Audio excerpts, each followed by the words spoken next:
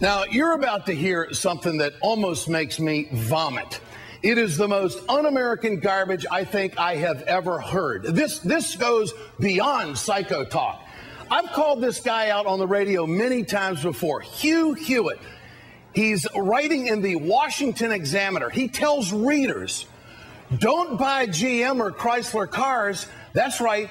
He says there's only one answer for conservatives angry at President Obama and the government for getting involved in the automobile industry. He says boycott. Hewitt, who broadcasts on the right-wing Salem radio network, wrote, I won't buy a socialist car, which means I won't be buying a GM or Chrysler. He goes on to say it doesn't matter if they build a good product. He says, I won't be visiting a GM or a Chrysler lot no matter the product offered. The very idea of a socialized American car company ought to cause millions of Americans to reject the idea of doing their car shopping at those venues. Buy Ford, buy Toyota, buy anything. Conservatives, are you folks out of your mind? Do you know how many Americans have lost their jobs in manufacturing? Do you know how many American families are being affected? Their livelihoods are being drilled because of this recession. And what do? They push back on the American families that are doing the absolute best they can to build a great product. And you conservative talkers, and I mean there's a collection of them on the Salem radio network. I mean, there's Hugh Hewitt, there's Prager, Medved is in this crowd as well. We have him on the program from time to time because he calms down and gives us a thoughtful idea from time to time. We are talking about hundreds of thousands of Americans. And this is what they have. They openly say, if you're angry. No, I think the word is, if you hate Obama. If you hate Obama, if you can't stand the fact that he's having success as a president, if you just hate the fact that this guy has got a 60+% approval rating, he's trying to save American industry, if you hate him that much, then don't buy a GM and don't buy a Chrysler. Now, the thing that bothers me, this is the crowd that was on the president because he didn't wear a lapel pin. This is the crowd that wrapped themselves in the flag and said that the liberals weren't American. Liberals are trying to do everything they possibly can in this country to save American industry. But this is now part of the failure talk. That is the most un-American garbage. You know, I'm going to ask the listeners across the country to the Salem radio network, why don't you just boycott them? Prove to me that you're an American. Prove to me that you really believe that it's good for a family of 4 to make $60,000 a year. But we'll take the product away. We'll take their health care away. We'll take their dental, their vision, and everything else, and we'll side with them. And by the way, they're advertising to American listeners, don't buy it. What do you say we just kick the American worker in the teeth? What do you say we just give all the money to Wall Street? Let's just take their health care. Let's take their education. Let's take their jobs. Let's just genuflect to the Hugh Hewitts of the world. This is what we voted against, these psycho talkers that are out there. Virg Bernero, you can say it better than I can, but I almost feel like I'm at the end of my rope. I know where Americans are. And you know what we're going to do, folks?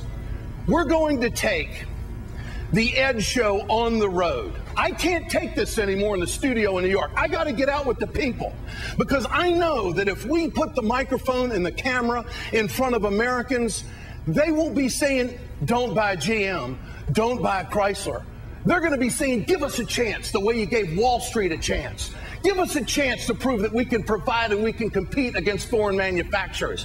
What we did, we gave a boatload of money to Wall Street, and then we put a gun to the head of American manufacturers.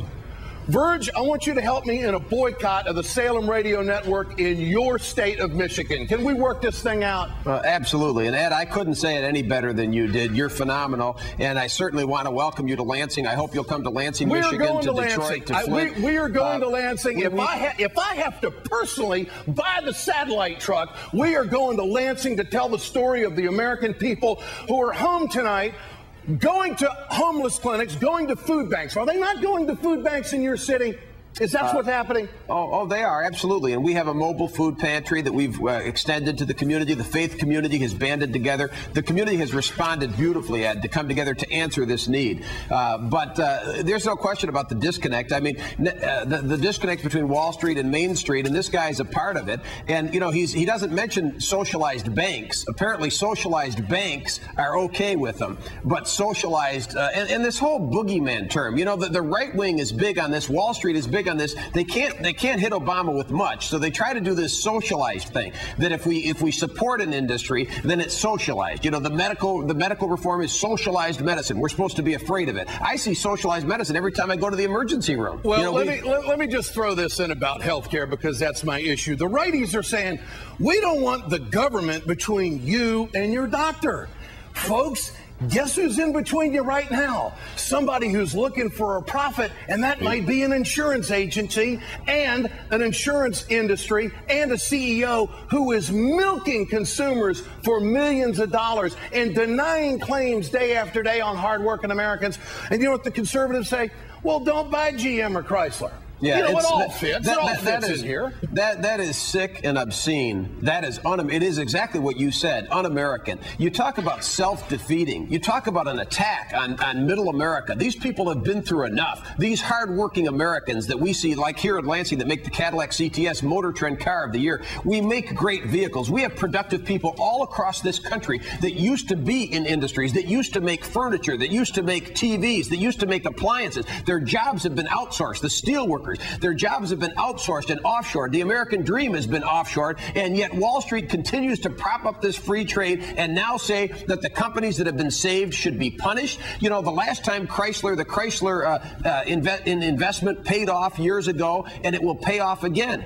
Give Americans a chance to be productive. We have the most productive workers in the world. You know that, and you appreciate that. But Wall Street doesn't. They're a bunch of paper shufflers, and they make more money when they offshore the production, they offshore the pollution and the production. The pollution comes back. We've got to put the P back in GDP, gross domestic product. Americans know that. We've got to have Americans working. But Wall Street, they're happy if things are offshored because they can exploit the people and exploit the land. They don't have to deal with environmental regulations. They don't have to deal with any unions, standards, an 8-hour workday, things like that. They can go overseas and work them any way they want. They don't mind making deals with petty dictators or big-time dictators overseas. We've got to promote the American way. I say stand up, Ed. Let's get these folks at Salem and other places. You know, if you're going to wear the flag, it stands for something. You know, it stands for democracy. It stands for free speech and free association. And we should be promoting friendly countries, democratic countries that have real fair trade. We can trade on a fair basis with countries like Canada.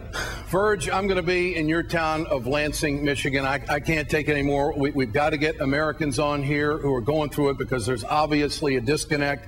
It is horribly unfair that someone would take the opportunity of freedom of speech. You know, we just celebrated, a day where a lot of Americans died, June 6, 1944, the unselfish generation. They hit the beach. They died for America. Do you think they died because they wanted the American worker in decades to come to fail?